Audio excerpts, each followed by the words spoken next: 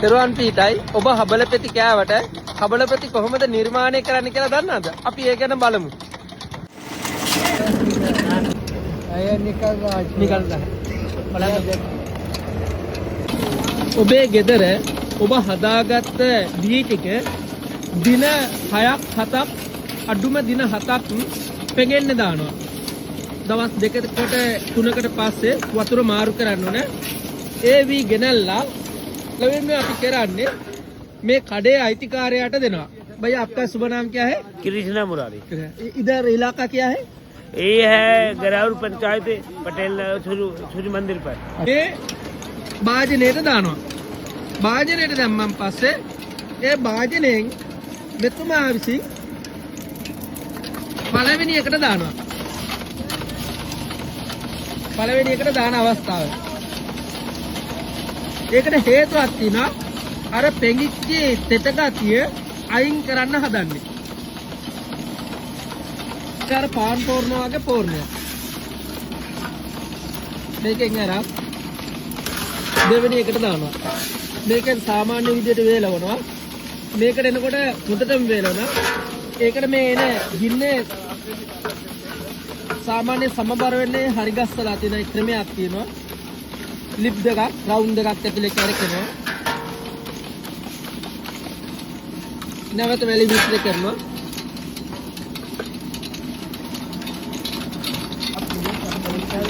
බලන්නකෝ වැලි මිශ්‍ර කළා දාන එහෙම නැත්නම් වී සමග වැලි හැම තියෙන එක සල්ලඩ වෙන අවස්ථාව.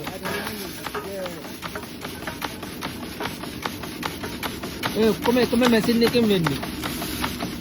මෙතනින් ගියන් පස්සේ අපේ අරිත් එක්ක කරාන මේ ටික ටික දානවා වී ටික. මේ බලන්නකෝ ඒ ගෙනාපු වී ටික දාන අවස්ථාව. අර ඇතුලේ තියෙන මැෂින් එකේ බලන්න ඉන්නකො තප්පර දෙක තුන මොකද වෙන්නේ කියලා.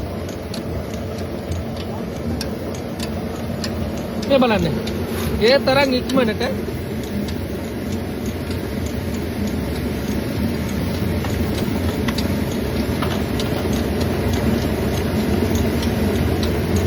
भैया कितना मिनट के अंदर कम हो जाता है?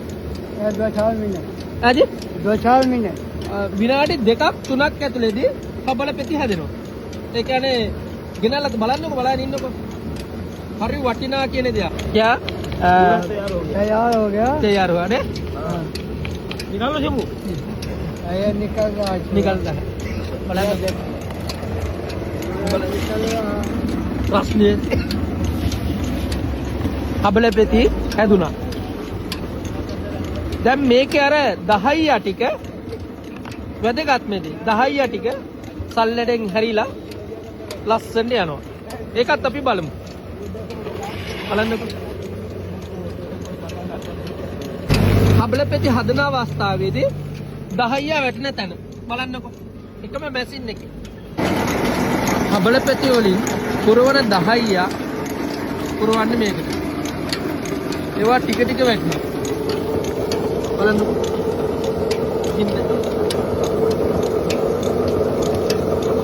ඒකෙන් එන සරද තමයි මේ වී ටික රත් වෙන්නේ. අර පොඟපු වී ටික. ඊට පස්සේ මැෂින් එකට දාලා අඹරපුවම රබර් එක වගේ ලස්සනට හැදෙනවා.